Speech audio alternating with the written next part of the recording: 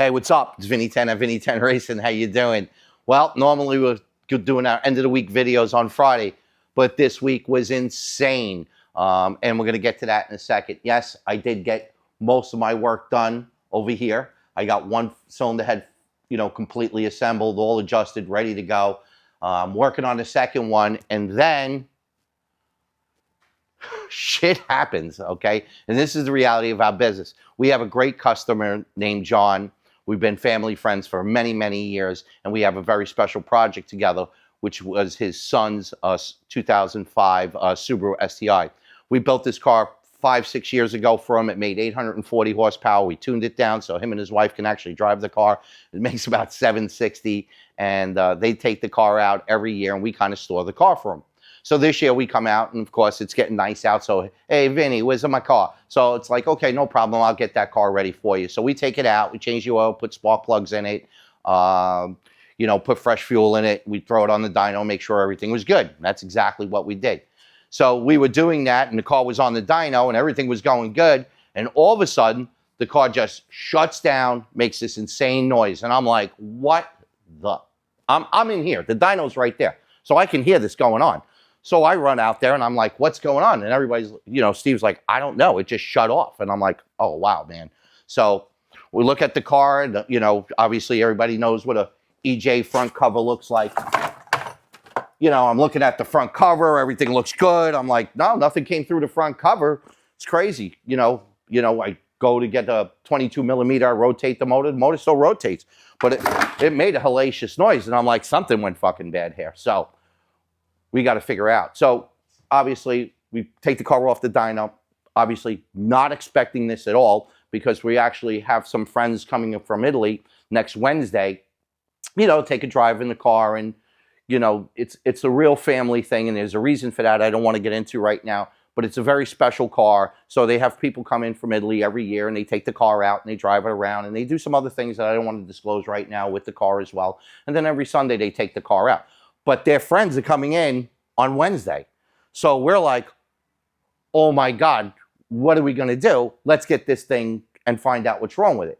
So we take the front thing, we're looking at it now, and we see the belt sawed through the back cover and actually wound up on the valve cover, the top of the valve cover area. And we're like, how did that effing happen? That's new. I have not seen that.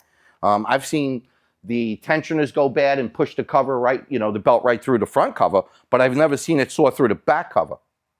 I'm like, holy shit. So we know we're effed big time. So I'm like, without hesitation, let's just get the motor out of the car. Whatever it is, it's damaged. So let's get it out and we'll figure out what damaged it.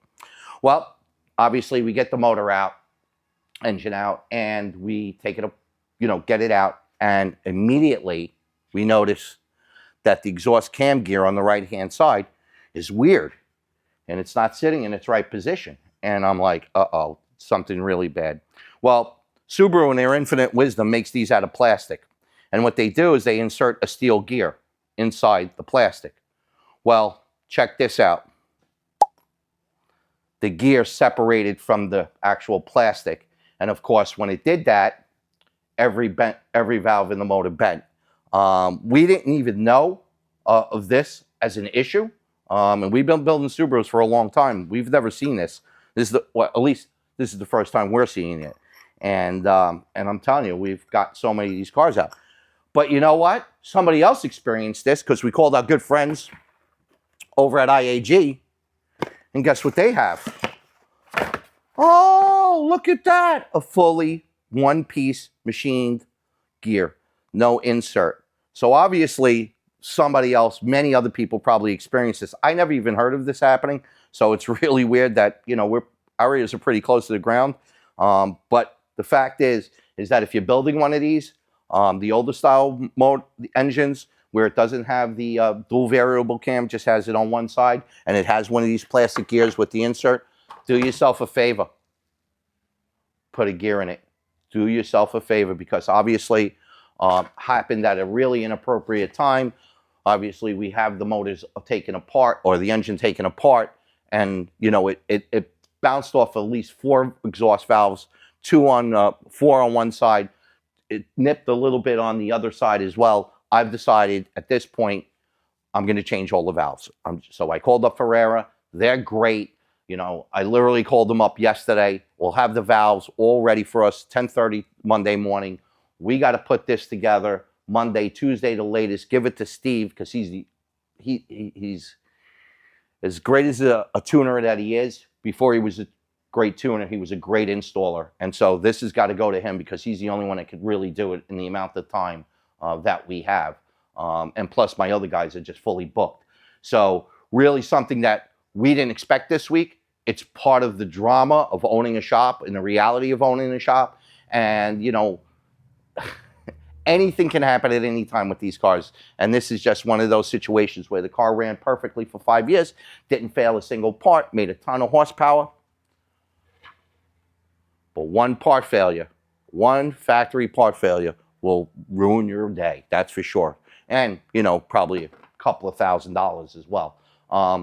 So I didn't get a chance to finish that because this was obviously a bigger priority. So stay tuned because we got to finish this by Wednesday, Thursday, the latest. So keep watching. Let's see what the other guys are doing. Hopefully they had a little less drama this week, all right?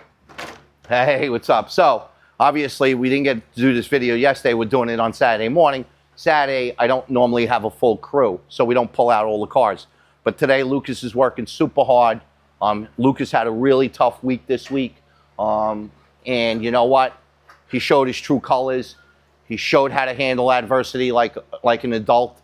And he's just killing it every week. And I can't say enough about this young man, the quality individual that he is, and the ethical person that he is. I still want to kick his ass, but he's still a great guy. And, you know, we're really proud of him. I mean, super proud of him. You know, Joey had off today. So, you know, like I said, today's Saturday. We normally do this on Friday. So, F Joey. He didn't show up today. He had some other baby shower. I thought baby showers were for girls. I didn't go to any baby showers. Me and the boys went out, got drunk. He gave me a call. I came pick you up. But anyway, he's actually working on a complete 6-speed swap on this G35. And he's about halfway through it. And again, this was the car I spoke about last week where the guy did a really great job ordering all the parts. And, you know, so he'll be on this week. And we should have it finished up Tuesday, Wednesday on this. So, again, another week, another cars. The monster. So we finished the Supra, which we're going to get to in about 10 seconds. But Hemi Fast provided us another car. Again, this car's got the 6.2 in it. The gentleman wanted a supercharger kit. This is actually a used supercharger kit, but I normally put on used superchargers or turbo kits. But I know the quality of the Hemi Fast guys, and they know what they're doing, and so they literally supplied us every single nut and bolt for this thing. And we're well on our way of having it done. Supercharger's already in. We're going to be putting the harmonic balancer in. We got to pin the crank to do that. And then, of course, the normal intercooler pipes, spark plugs, probably bigger injectors. And then it all goes back together. The intercooler's already in. Then it gets the fuel pump. The monster's just a monster. He's just a monster. I mean, I'm telling you, I can give the guy a fucking 747 and he'll put it together. All right, so let me just, one last thing. Come on, monster. Go over here to the Supra that we finished up this week. Okay, you know, here we are. 2.5 weeks. She came to me two and a half weeks ago. This thing got on the lift, and it was a basket case. Parts all over, parts in the car, parts in a box, stuff half done. We don't know if there's fluids in the tranny, fluids in the rear. We didn't build the motor on this. We didn't build the engine on this, but it supposedly came from a very reputable guy. So we have high hopes. But finally, all together, and if you come up and you look at this, obviously, last week we didn't have the fans in, we didn't have all the intercooler pipes in, but it's completely done now. Oh, remember I was talking to you guys about that shield that we were going to make? Well, there it is, you know, all nice. You're not going to cut your hand on it. It's all rounded off. It protects the master cylinder for the, or whatever you want to call it. Yeah, it's a master for the clutch. Yeah, it is definitely a master for the clutch. And, you know, nice and tight.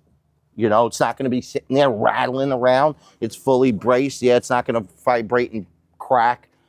So this car now all wired goes over to Steve. Steve's going to probably get this thing fired up on a Monday, and look for this to be on the dyno, you know, in the next video, and we'll see what this one could really do. And that's when it really happens, right? Like when we put this on the dyno, that's when we're going to find out about the harness, the ignition, the coils, the, you know, how good the motor is, how good the, you know, valve train is. You know, we'll be listening for all of that.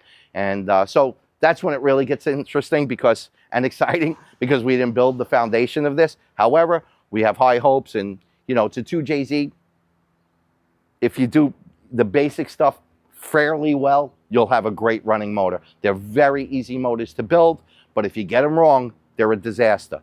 All right, with that being said, I got Steve on the dyno. Let's go see what he's got going on, and we'll go from there. It's so busy in here, I'm just gonna walk outside. So I'll meet you guys at the dyno. Hi-yo! All right. Steve's obviously got an STI on the dyno. What year is this? Oh, it is, huh? Okay, my bad. You're gonna get all the haters because they're gonna get the STI wing. Yeah, that's for the haters. So, because of the STI wing. Oh, the STI wing. That's what kind of got me too. But you know, again, you know how I feel about you guys. So anyway, this car came in. Lucas was working on this car. We put a competition clutch in it, a Blouch XT440 turbo, some South Bay injectors in there, AAM fuel pump, and I did say comp clutch, right? And a comp clutch. So Steve's gonna tune this car, see what it could do. Fire in the fucking hole, baby.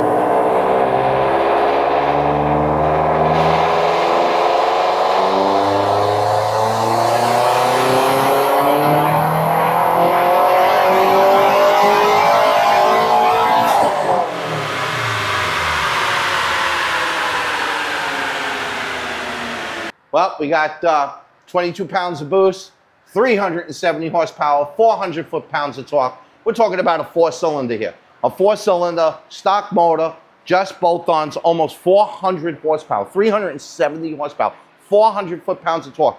These are street cars, emissions legal, no emission defeat devices, all emissions good to go.